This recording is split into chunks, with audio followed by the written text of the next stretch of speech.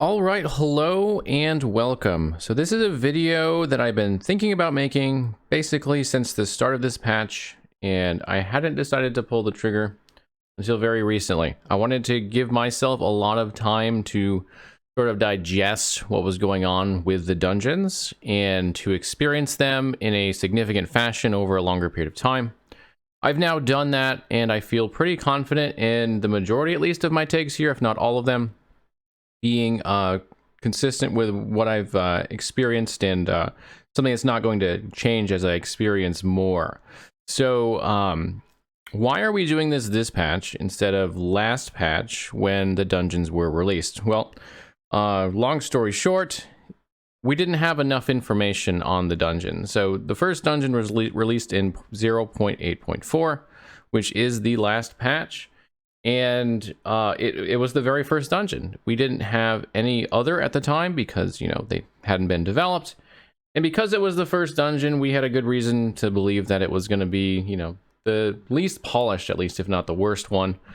And the devs basically alluded to the same thing. Like, that, guys, this is our first attempt at a dungeon. You know, we're getting the tech right here. We're going to release a lot more. But this is, you know, sort of like, getting the ball rolling sort of thing. So because of that, I didn't want to talk about it too much, even though I personally didn't think it was especially good. I wanted to give them some time to show us what they could actually do. Well, now we are at 3 dungeons since they released 2 in the last patch. And unfortunately, for me, not much has changed between the first one and the last 2. So it's time to talk about where they are, what's good about them, what's maybe not so good, and what needs to change going forward. So all of that is to say that you can pretty much expect a conclusion from me that is something along the lines of they're not very good and they need a lot of work, but it's a lot more nuanced than that. So hopefully you'll enjoy hearing about what I have to say about the different aspects of it. But before we get into the pros and cons, so to speak, of what is, you know, good and bad about the dungeons, I do want to talk a little bit about the history of dungeons as an idea, a concept that EHG has decided to go forward with, where it started and how we got to this point. And then from there, we will go into what the dungeons actually have become and what that means for the game right now and going forward. Let's start with one reality. Dungeons weren't always planned for the game. In fact, back in Kickstarter, they didn't exist at all. There were some other endgame systems that were planned and you could say promised in Kickstarter to Kickstarter backers that have actually been removed, probably largely due to dungeons recently. Dungeons were first announced, I believe, in October of 2021, so not really that long ago. I can't find any official statement before then. I believe we were probably teased some stuff before then. I remember some stuff on the dev stream, but nothing official that someone could go and read about and know that dungeons were a thing until this post here, the October 2021 development update, where they announced some of the things they were working on for the 0.8.4 patch, which included the dungeons. And there's just a little blip about dungeons in here. There it is, introduction of the first dungeon. Patch 0.8.4 will bring our first dungeon into the game. The dungeon system is another major system in last Epoch that we will build upon over time, adding more dungeons and dungeon mechanics in later updates. We will have more information for you closer to the patch release, but for now we can reveal that it will utilize our first iteration of map layout randomization and will offer different gameplay compared to monolith maps. So let's analyze a little bit this last sentence, these last few statements. Our first iteration of map layout randomization, the way they worded this is very important. We'll find out later what that actually means. Map layout randomization for EHG for LE right now are very different from, say, PoE. And we'll offer different gameplay compared to monolith maps. Let's also see if that's actually what's really happening, if the gameplay is significantly different than the monoliths. So from here on, we get in 0.8.4 our first dungeon, which is the Temporal Sanctum. And then in 0.8.5, we get Soulfire Bastion and Lightless Arbor, rounding out the 3 that we currently have. So that sets us up for the future, where we know we're going to get more dungeons that are going to add to the gameplay further.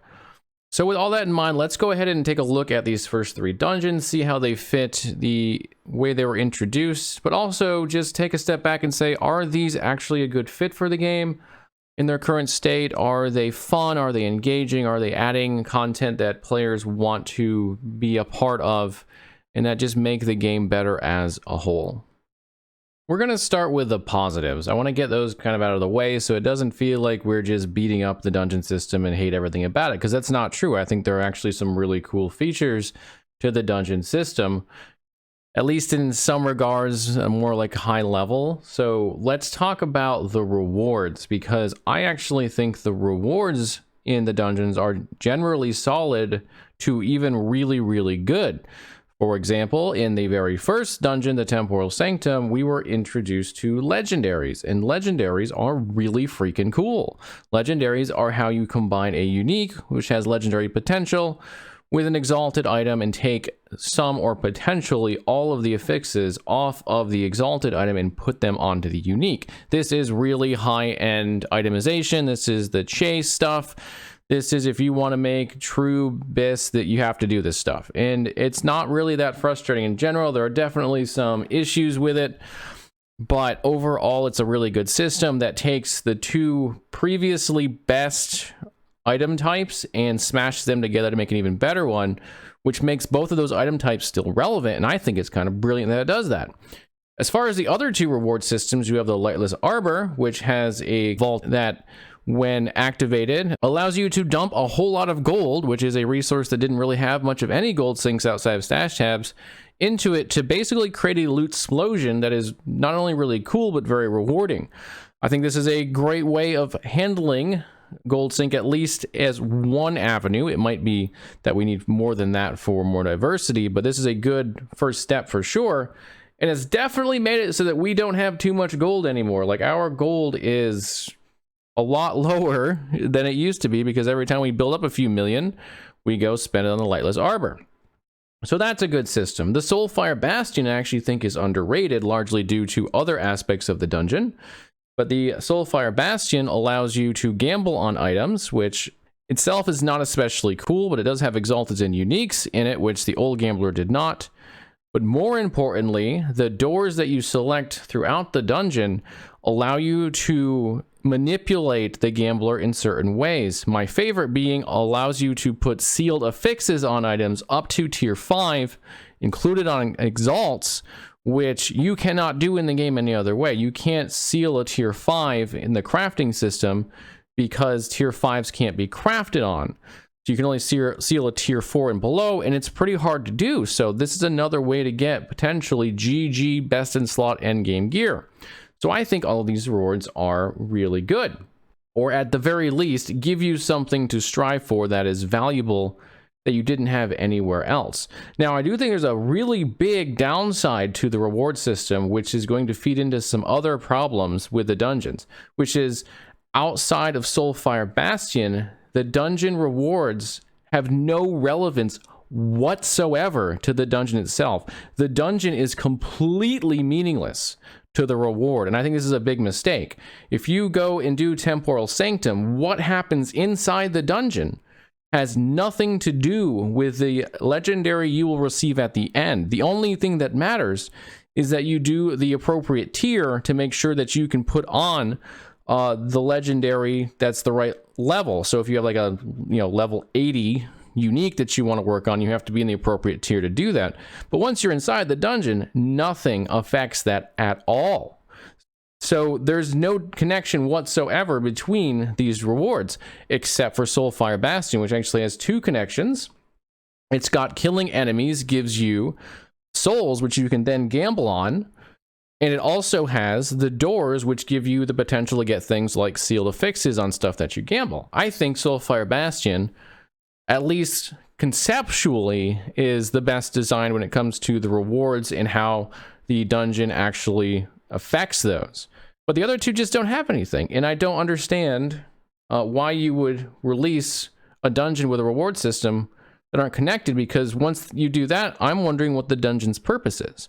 Why is the dungeon locking the Eternity Cache if it doesn't actually affect anything that the Eternity Cache does? So I think this is a really big miss.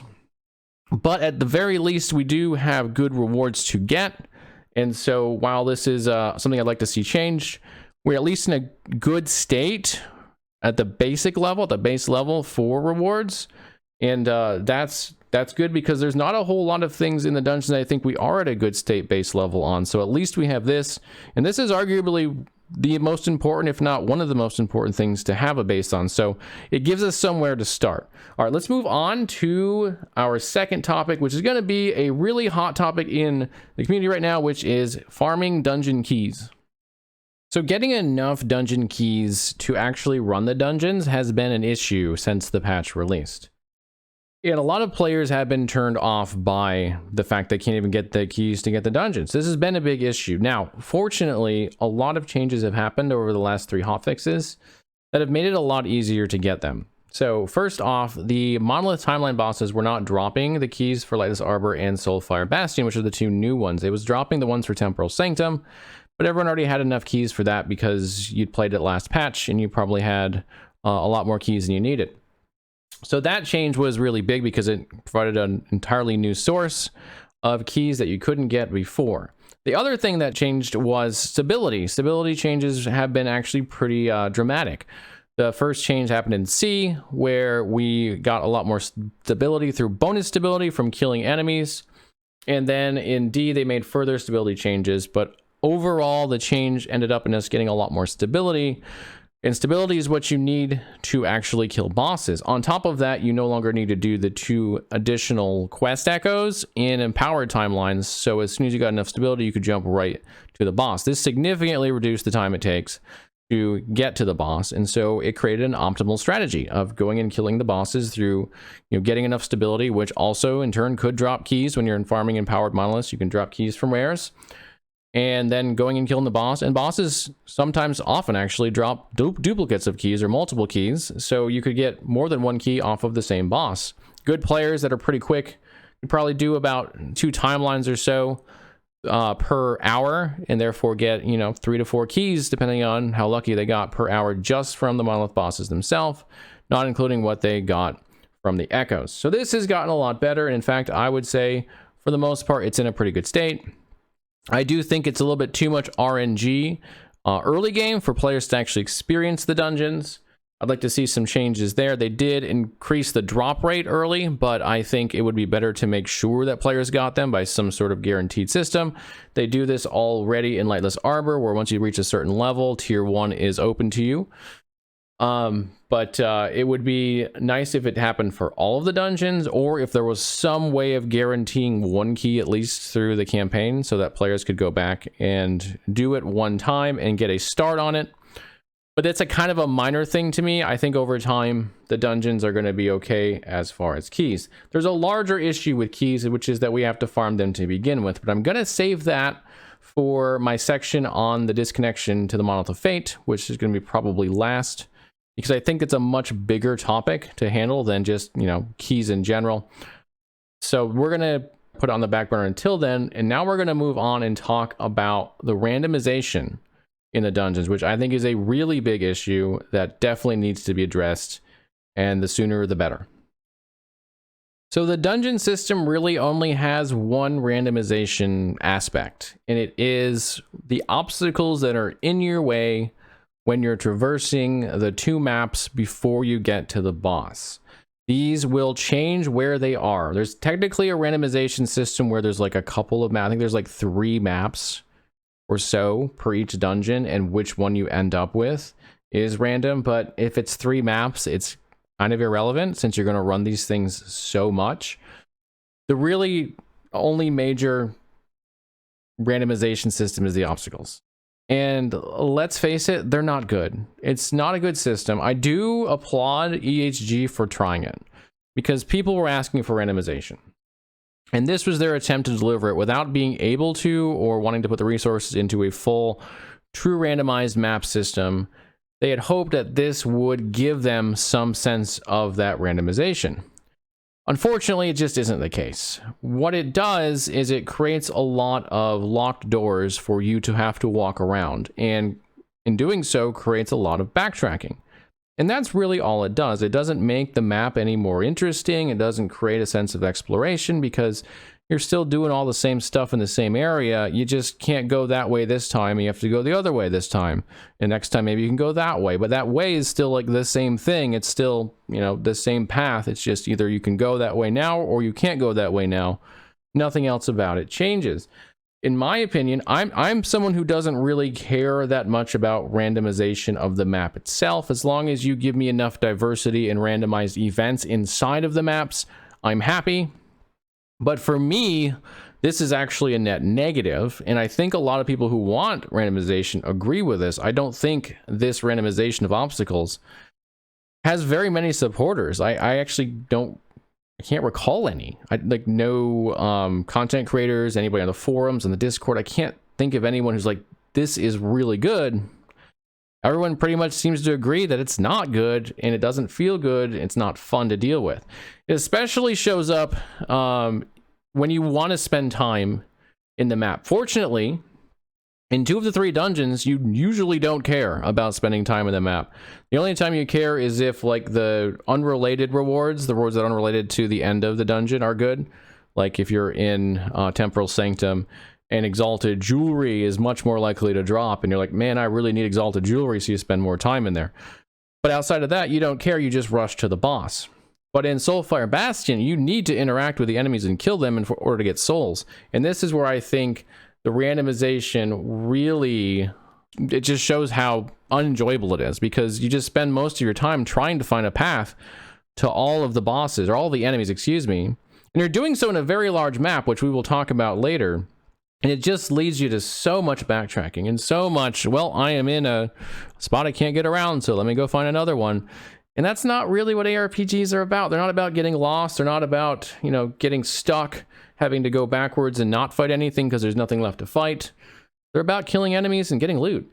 So I don't see how this system is ever going to be taken as a positive. And I actually think they should just get rid of it. I don't see how you make it better. You could try to reduce the number of obstacles, but if your fix is just to continuously reduce the number of obstacles until players are finally not despising it because it's like, all right, we don't have that many now to deal with, then it's probably not worth keeping, because it's just not a fun mechanic. You're never get to a point to where you go from, I hate this, to, oh, this is actually fun now. It's just going to go from, I hate this, to, I hate this less. There's no purpose, in my opinion, for the obstacles anymore. I do think it was a good idea to try it. Like, I'm glad EHG tried it, because it shows that they're listening to the community. But now it's time to listen again and be like, all right, this one didn't work out. We need to go move on. We need to go back to the drawing board and find another way to create this sort of randomization. Now, the other thing to talk about with the dungeons is the fact that obstacles are the only randomization. And this is going to be important when we talk about the next section, which is longevity of the dungeons, because enemies and maps and the boss are always the same every time in the dungeon. Yes, I mentioned earlier there's like 3 maps per dungeon. That's not really creating any, you know, sense of exploration. There's 3 maps. I learned the 3 maps as much as I need to, which is not much. And that's it. They all look the same. Like, there's just very little difference between them. The enemies will always be the same. You'll always fight the same annoying enemies in the Soulfire Bastion that can one-shot you from off-screen with a telegraph that you can't see because they're off-screen and they do the telegraph on themselves. Like, that's always going to be there. The boss you fight will always be the same boss. There's no randomization whatsoever. The bosses don't even do new mechanics. The Lightless Arbor guy has a little bit more of a severe mechanic in the second stage, the higher up the tier you get, and that's about the only difference. The Soulfire Bastion guy covers more of the floor. That's it. If you do tier 4, it's always the same. Tier 4 Lightless Arbor always goes just as far. There's just no variation whatsoever. And this is going to be a huge problem, because these systems are designed to be here for a very long time, which brings us to our next section on longevity. Let's talk about dungeons in MMORPGs. Why are we going to talk about those? Because, in my opinion, the dungeons in Last Epoch are most closely related to MMORPG dungeons. I don't think they share a whole lot of similarities with ARPG dungeons. The closest PoE gets is the corrupted areas where you get your Val gems, and those are really short bursts of content that is randomized with some sort of boss at the end, and then you just get your loot. It's not a 10 to 15 minute period with a massive boss with lots of mechanics. That is much closer to an MMORPG dungeon. The other things that make it really close to an MMORPG dungeon are that it's static content. It's very static content. You go into, say, in an MMORPG like World of Warcraft, a dungeon that has the same layout, that has the same enemies, that has the same boss, and the same loot rewards. And you grind those until you get the loot that you want. So you will kill the boss to get whatever it is that you're trying to get. You'll kill all the enemies, of course, to get there. There's usually multiple bosses in MMORPG dungeons. That's a difference, but it's not an important one. The point is that MMORPG dungeons don't change. They stay the same, just like the last Epoch dungeons do. You can expect 5 years from now, unless the devs actively go in and make some sort of a change, that when you go into Temporal Sanctum, it will be effectively the same experience every time. When you go into Soulfire Bastion, it'll be the same experience every time. And when you go into Lightless Arbor, again, the same experience every time. Now, why does this matter? And what's wrong with that if this is what MMORPG dungeons do? Well, the difference is that 5 years from now, if they make a new dungeon in World of Warcraft today, it's going to be irrelevant. Like a 5-year-old dungeon is not relevant content to an MMORPG. In an MMORPG, you create a dungeon, it becomes relevant for a period of usually 3 to 6 months until the next dungeons come out with a higher item level and better gear, and then you go farm those. All of the older dungeons from the previous patch generally become something like leveling dungeons. Now, of course, it may take a few patches before it becomes completely irrelevant, but at some point those dungeons get to a point to where you only do them if you want to, generally for the leveling experience. They don't matter for the end game because they're no longer a part of the end game. You can move on to whatever the new content is and not care about it. So the fact that it's static doesn't matter because it's not forcing you to do it anyway. Very much not true with dungeons in Last Epoch because of the way they've been designed. They all have their own exclusive rewards that are highly desirable at some point in your play. No matter how many times you play it, no matter how long you've played a character, you will always want to make legendaries. You will always have gold to sink into the vault system. And it will always be worth your time to try to get sealed affixes on items and also other things you can farm from the gambler. This makes these particular dungeons always relevant, no matter what. 5 years from now, assuming nothing else changes, they don't make direct changes to the dungeons, you'll be doing the exact same thing in order to get your legendaries, doing the exact same dungeon, fighting Julra the exact same way with the exact same mechanics. And let me tell you, that's going to get really, really old.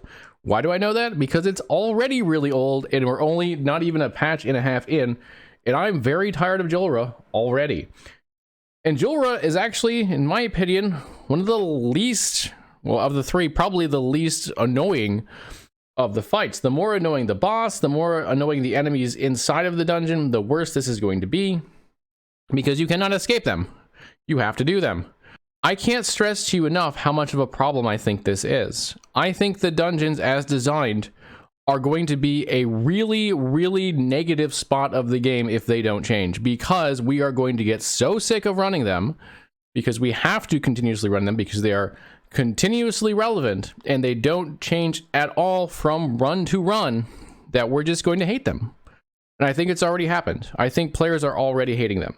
They're already getting to the point where they just don't want to see Julra anymore. They don't even want to see some of the new stuff. I did the Lightless Arbor for 2.5 days to get the uniques, and I could go my entire life now without seeing that tree again, and I would be fine with that. But I have to see it again and again and again, because I will need to get the uniques off of it, but more importantly, anytime I have money to spend, I will need to use it to sink my gold. I really can't stress how much of an issue I think this is going to be.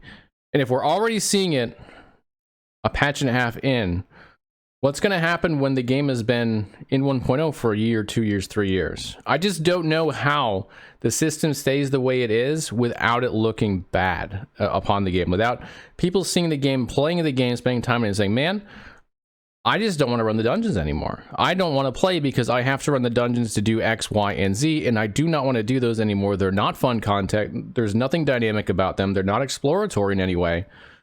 I can't be bothered to do it anymore. If nothing else resonates as to why I think the dungeons are in a state that needs to change, I hope this does, because, again, I can't see this changing. Even with new dungeons coming out, it only gives you more things that you'll have to do over and over and over again. It doesn't change the fact that you still have to do these ones. Okay, let's move on to bosses, because, again, this is a pretty good segue, because you're going to have to fight these bosses for years now, literally, and the same way they are, and lots. Let's talk also about how it's different from, say, PoE and their consistent bosses. So to finish off this segue, someone could say, well, in PoE, the bosses are also static. They do the same things. What's the difference between that and having static bosses in dungeons in LE? And the answer is twofold. One is frequency, how often you will fight them, and two is where you will fight them and how much that changes. So frequency is a major issue because you can fight them as many times as you have keys, and you can start to hoard keys pretty quickly. You will not fight the PoE bosses very often, at least in the Atlas. They will only show up after you have completed certain things, and once you've killed them, yes, you can start to farm them at that point, but you're a long ways into the game at that point. Dungeons start pretty early and stay the entire time you are playing. There is no point once you start doing dungeons that you are truly done with dungeons. You will continue to do them, so you'll continue to see that boss over and over and over again, and you will always see them in the same environment, which is in that dungeon. They won't be in a new map. They won't. There's nothing that will change about it at all. So these are, in my opinion, categorically different. Yes, having a static boss is not itself the issue, but where and how often you find that static boss is, and these ones are, of course, very static. But let's talk more specifically about what makes the bosses not especially fun to fight. And this is a problem that is not just specific to the bosses of the dungeons, but seems to be more prevalent within the dungeon bosses in comparison to, say, the timeline bosses, to where they just seem to be either A, really bad against certain builds, or B, have mechanics that just don't feel very fair, feel a lot more RNG. So let's start with the first one. Now, we want to talk about a design principle that EHG has, or at least as far as we know they have, because Mike has talked about it on the dev stream, which is when they make dungeon bosses, they have technically three things that they believe players can have. Throughout the game, they have two things. They can assume that the player has an attack and the ability to move. That's not a movement ability, that's the ability to move from one position to another. And according to Mike, and I believe Mike on this, I have no reason to not believe Mike, that is all they start with. They cannot add in the expectation that you have, say, teleport, or, you know, anything else, any other skill that you might have on your bar, some sort of iframe, the ability to be invisible for a short period of time. None of that. And I think this is good. This is a good thing they're designing this way, because it makes the bosses build independent so that certain builds aren't significantly hindered in their ability to fight that boss. Now, with the dungeons, they add a third layer, which is they give you some sort of ability within the dungeon. So it can Soulfire Bastion, you can switch between fire and necrotic invincibility. And Lightless Arbor, you have the light that makes enemies take more damage and do less damage. And in the Julra dungeon, you have the ability to switch between timelines, which is really important in the boss fight. And all this is, up to this point, really good. It's fine. It's cool that you're making mechanics around these particular things you have in the dungeon, and that you're also going in with build-independent ideas. The problem is, all three in some way fail to hit this ideal. Julra actually, in my opinion, fails the least, which is kind of surprising to say, because before these dungeons, I was pretty shocked at how she was designed. Most of the time, she's fine. If you're a ranged class, she's very balanced, I believe.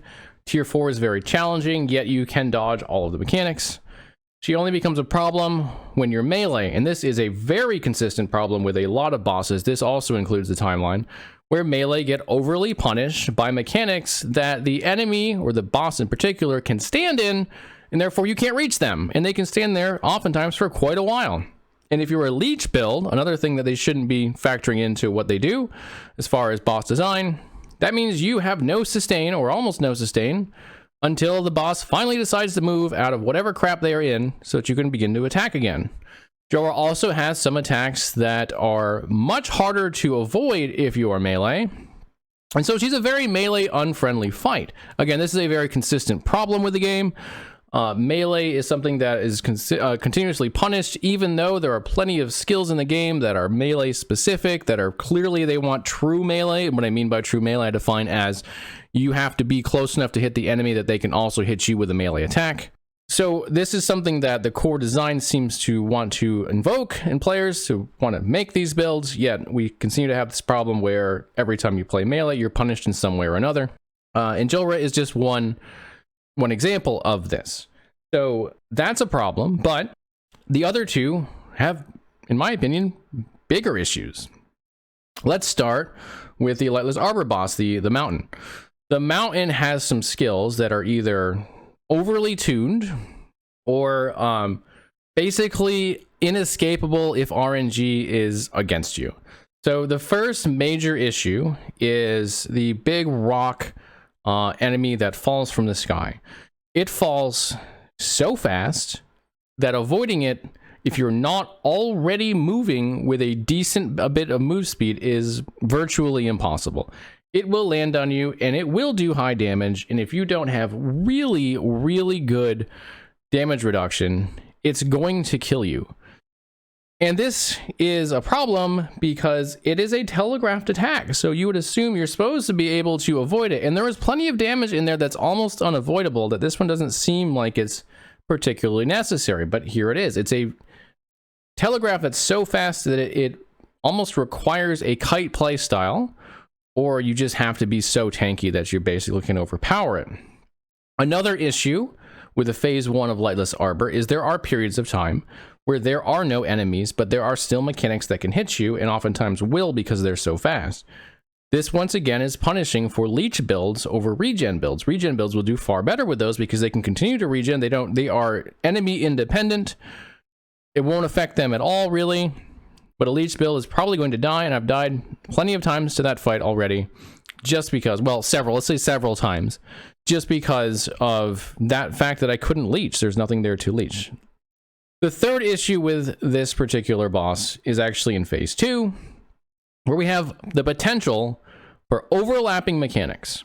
So in particular, there are two sort of semi-pie shaped effects that can go off. The first one is the two lines that then start to converge almost on top of each other into your 4. And this one by itself is fine generally, although the hitboxes are definitely wonky on it, and I've died when I'm definitely not in it. Overall, it's generally fine. You can work around it. The strategy is not too terribly hard. The problem is there's another semi-pie shaped effect that creates about a 1/3 to 1/4 of the map, and it puts a strong poison on you if you're in it after a short period of time. And these can absolutely overlap to the point to where you will have the first ability sandwiching you in to the other ability. Now, if you have an iframe ability like teleport or shift, where you can just jump your way out of it without hitting the line attack, you're fine. No problem. You will just dodge both of them with your iframe. But again, according to EHG, that shouldn't be necessary. I have found that it is possible to time it perfectly with about 100% move speed and avoid both if I get really lucky. That's at 100% move speed, which is not realistic for almost every build. I have a very strong movement speed build that I'm playing. This is not something that you can expect almost every build to have, so to have that requirement is just not fair to the player. You can potentially leech through it if you are within range of leech and have enough leech. You can also cleanse it But you have to have a cleanse belt, which is again another requirement beyond movement and attack. You have to have a cleanse belt to survive this. You have to be within range to leech, which is not always possible because you're trying to avoid the other attack, which gets extremely close to the boss. So there's a lot of issues with this, is what I'm effectively trying to point out here. There's a lot of issues. The Soulfire Bastion, let's move on to that one because we've already spent a lot of time on this one. I haven't actually spent a lot of time working on the strategy of the boss yet because A, I just can't really be bothered with it after dealing with Lightless Arbor for 2.5 days and effectively burning out on it. But B, I spent a lot of time on just understanding the enemies within the Soulfire Bastion because there are a couple of really unfair ones. I'm not going to spend a lot of time on it here, but no, there's one that actually bounces an attack at you. There's no way of knowing that unless you already knew it ahead of time or spent a lot of time in review. We reviewed a clip on it for like 5 minutes straight before we figured out what was going on. And then there's another one that can actually hit you with an attack that is not telegraphed at the point of attack, but it says telegraphed on the enemy. And the telegraph on the enemy is, to be fair, very good. But the enemy can attack you from off screen and basically never be on your screen. And so you can get randomly attacked by this very high damage, effectively one shot in most cases, ability with no recourse, no way of knowing it's happening. But moving on from that to the boss fight, the big issue to the boss fight right now is that it can overlap the attack types. Now remember that the dungeon in Soulfire Bastion gives you an ability to switch between two immunities, fire and necrotic. And the boss uses fire and necrotic. So far, so good.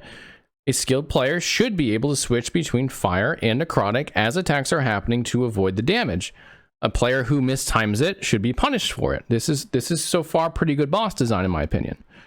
But when you get to phase 3 of the fight, the boss is able to cover the entire floor in one of the damage types with an extremely high rate dot attack. You have to quickly switch to whatever the damage type is for immunity, or you will probably not survive it unless you have an absolute ton of sustain. And even then, you probably won't survive it for long, maybe 5 or 6 seconds if you're really, really good.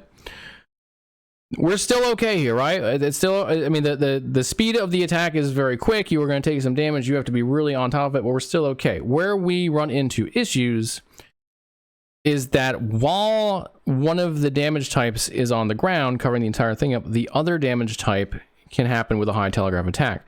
The one that's the biggest problem is the necrotic circle. When you are in the state where the fire is on the ground, covering up the entire ground, and the necrotic circle comes out, you have to pick your poison. You have to be able to tank one or the other. If you cannot tank one or the other, you are dead. And most builds, I can tell you, cannot tank one or the other. They're going to die to one of them. I have tried to find a way to circumvent this. One option was maybe there are places on the floor that actually aren't doing damage. I checked some areas that looked possible. Nope, they're still doing damage. The only places I found that weren't doing damage were very far out on the outskirts of the fight, where there's some places where there's some like metal sheets. You can stand on those and you don't take fire damage. The problem with that, again, this necrotic circle is coming screen wide, starting as large as it can, coming in towards the boss. So if you are near the boss where you should be, and this attack happens, and you try to go towards where there is no fire, you will not make it. Unless, of course, you have an iframe ability. An iframe ability can always avoid the circle, because you can just teleport or shift your way through. Good luck, Primalist. Good luck. Good luck, Sentinel. You don't have that. Sentinel, of course, can cheese just about everything right now with Rebuke, but that's kind of beside the point. The point being, these abilities right now are not set up the way that they're philosophically meant to, which is that you can skillfully avoid the damage that would otherwise kill you, the telegraph stuff that, you know, you're not supposed to tank if you only have a movement ability and the dungeon skill. They just don't do that right now. You need to add something else in, and not every class and not every build will have access to that, and those ones are just screwed, sorry. So, the bosses have issues. Now, these are all solvable problems. The one that's not solvable is the longevity problem, right? You can fix the mountain, you can fix Julra, and you can fix the soul of Cremorous. You still won't solve the issue that we have to fight them every single time. Now, let's move on and just kind of forget about the fact that there's an issue where the bosses are static. Are there any other ways that we can solve the issue that they're not particularly fair? And this is where I want to bring up a good friend of mine, Thyworm, had a video on one possible solution, which is the biggest issue with the bosses is that if you die to them, you're done.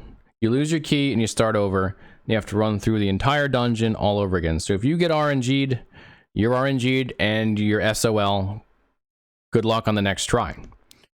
Thyworm has suggested if we got a number of attempts on the boss, it might make this feel a little bit better, and of course also give you a better opportunity to learn the fights. If you only have one chance before you have to start over and you get one shot by something and you're not entirely clear what you got one shot by, you have to spend, depending on how fast you are, maybe 10 to 15 minutes getting back to that fight to try it again. If you had 3 attempts at it, you might be able to learn the fight a little bit faster. And again, you won't feel as punished by the fact that maybe you got cheap shot. Is this the best strategy, the best solution? I'm honestly not sure. I go back and forth on whether or not I think we should have multiple attempts at the dungeons. I'm not really a roguelite or roguelike fan generally, so I'm probably a little bit more open to it than some. It wouldn't fix the problem for hardcore, that's for sure. Hardcore still have the issue that if these abilities are cheap and they're killing builds and there's nothing the build can really do about it, then that's not good. So I think the bosses need to be fixed no matter what. But this might be a solution, at least to help as players learn the dungeons and learn the bosses. Again, it doesn't fix the core problem that you're doing this thing for 5 years. But if the bosses are a little bit less unenjoyable, if they're a little bit more enjoyable to fight, it'll at least, ease the sting a little bit of having to fight them so much. Okay, that's a lot of time on the bosses. Let's move on to the final section, and arguably the most important for me personally, which is that the dungeons have been intentionally disconnected from the Monolith of Fate and the consequences thereof. But this final problem is a little bit complicated because it brings in an entirely different system and says, hey, because of, X system, now Y system is no better for it or even worse. And that gives you a lot of moving parts, but I think I can make my case on this one fairly clearly. So let's start with the premise that the Monolith of Fate has some issues still. I think the Monolith of Fate in general is brilliant, as I mentioned earlier, but that is more of an overarching, the system as is developed with strategic decisions to make with the timeline system and with the web system. The actual in-game echo, which is the mapping, the echoing, is problematic. What's problematic about it? Well, first off, there's very little incentive to kill enemies. This has been changed somewhat now, as you're incentivized to kill enemies to get bonus stability, and you want to get bonus stability now because you want to get keys. But it still doesn't feel that great, honestly, and in some ways, they've taken away from the stability you were getting just from finishing the echo and put it into the enemies, therefore punishing faster builds. I'm not a huge fan of that. Overall, it's more stability, though, so there is some improvement here, I'd say, overall. Even though I'm not a huge fan of exactly how they did it, I concede that this is better than what we had. The other problem is that the objectives are pretty stale. You go in, you go to either to a mini-boss, or you go to an item that you click that creates a number of enemies, or you fight an arena of a number of enemies, or you find some patrolling enemies and kill them, and that's all you do. That's it. You kill enemies on the way for stability, and maybe they'll drop some stuff, but probably not. And then you go and do the objective, and then you move on to the next echo, and you get your reward from the echo reward, which is on the web, and that's cool.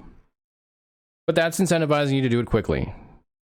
There's nothing in the echoes that incentivizes you to actually explore the echoes.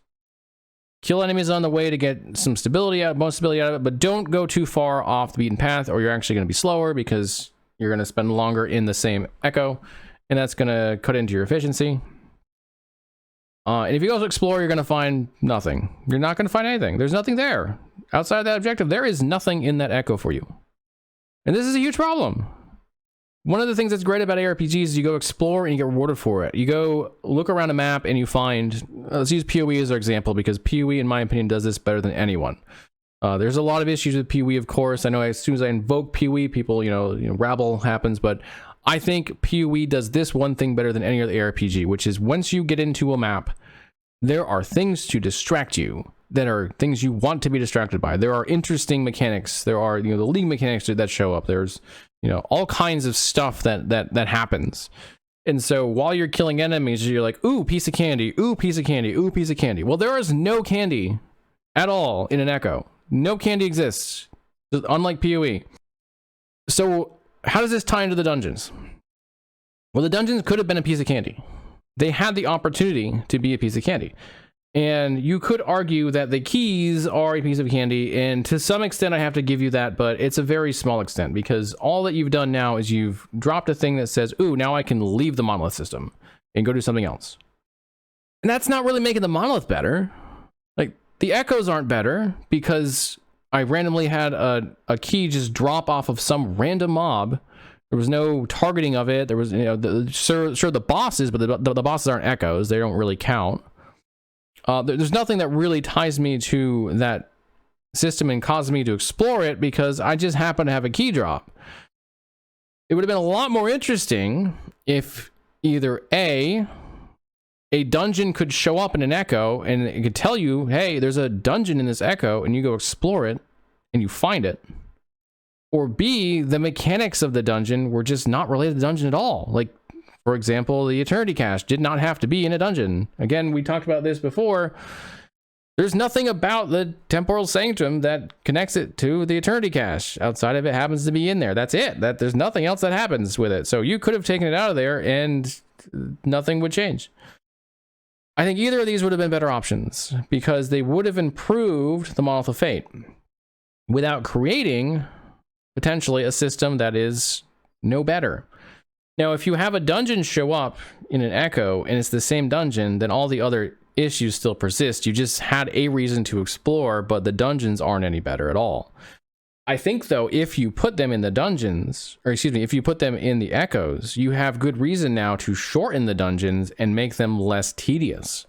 They can now just be maybe one map, or each map can be far smaller, maybe 25% of what it is now, and players don't hate it nearly as much because it doesn't take nearly as long to finish it. If the dungeons are going to be independent, though, I understand why they're so long, even though it creates all this tedium. It's its independent system. There's got to be enough meat there, so to speak, to make it worthwhile. So I think this is a huge conflict that's been created that didn't need to be. There's a conflict now between, well, mono echoes. You need to do the mono. The echoes aren't very fun. There's nothing to explore. And then you need to go do the dungeons. But the dungeons aren't very fun. There's also nothing to explore, and they take longer. And it would have been so much simpler and so much better if they had just tied them in. And there's still a way to do this, by the way. So one of the reasons why EHG didn't do it that way is because they wanted them to be on the campaign map.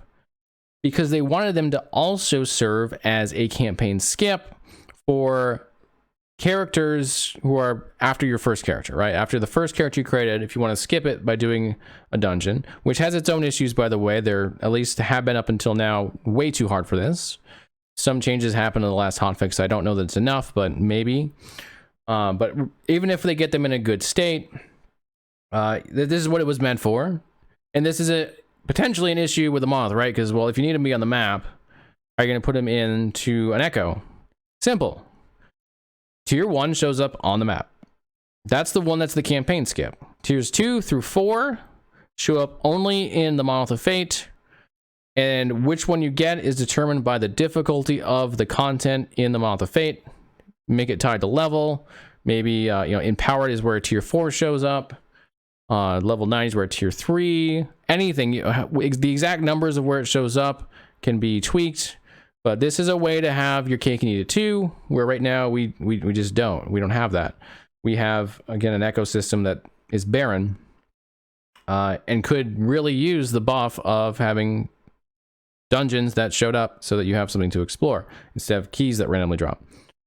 There's an alternative option as well that I don't like as much, but would still be better than what we have now, which is dungeons show up as an echo type.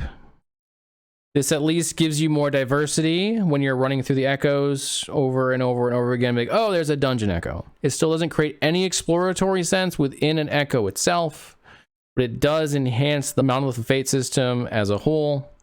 And so I would think this would be better as well. I think any of these options are better. I think what we got ultimately ended up being the worst case scenario, where the dungeons weren't very good and they didn't add anything to the monolith, which needed more stuff. So you can't really do much worse than that, which means that any changes they make in either side would improve the game significantly. So I'm really hoping that they make some adjustments here, and they're not just numerical adjustments, they're categorical adjustments, they are mechanical adjustments, things that tie the dungeon in to the overall end game in a way that isn't disconnected and also makes the dungeons more enjoyable. All right, we're quickly running up on the 1 hour mark here, so let's go ahead and summarize this short and sweet. So here are the takeaways from what we've discussed in this video. First off, rewards are fine, but they should be directly tied to the dungeon mechanics. Second, randomization and exploration are seriously lacking and will only harm longevity of the dungeon system going forward. Third, bosses do not fit the philosophy of only needing a movement, attack, and dungeon skill. Also, death may be too punishing, especially for players who are trying to learn the fights. Static dungeons will get old fast, and the fact that the dungeons are a stable part of the endgame and they're static is a problem. And finally, dungeons could have been added to the Monolith of Fate, but instead they only take away from it while not really doing anything better, and in my opinion, making both worse for it. Alright, thank you so much for watching. I know this is a very long video, but I had a lot to say, and honestly, I didn't think anything should have been cut out beyond what I've already cut. So I'm going to leave it as it is, and maybe it'll be some good background stuff to listen to for those of you who are playing and want something in the background. If you would like to hang out while I struggle against bosses or do other content in the game, including making build guides, I do stream 5 to 6 days a week on Twitch, and most of the time it is Last Epoch. Would love to have you there. I also play other games. Would love to have you for those as well. And we also have a Discord where we have a pretty thriving community at this point of players who both enjoy Last Epoch and other games and talk about both. Would love to have you there as well. Thank you so much to my Patreon supporters. You guys really help me to continue to do this and get to 1.0 without having to get another job that would seriously inhibit my ability to continue to make content. Thank you, thank you, thank you. All right, I will wrap it up there. Thanks again for watching. I hope you have a great time in Last Epoch, and I will see you all again real soon.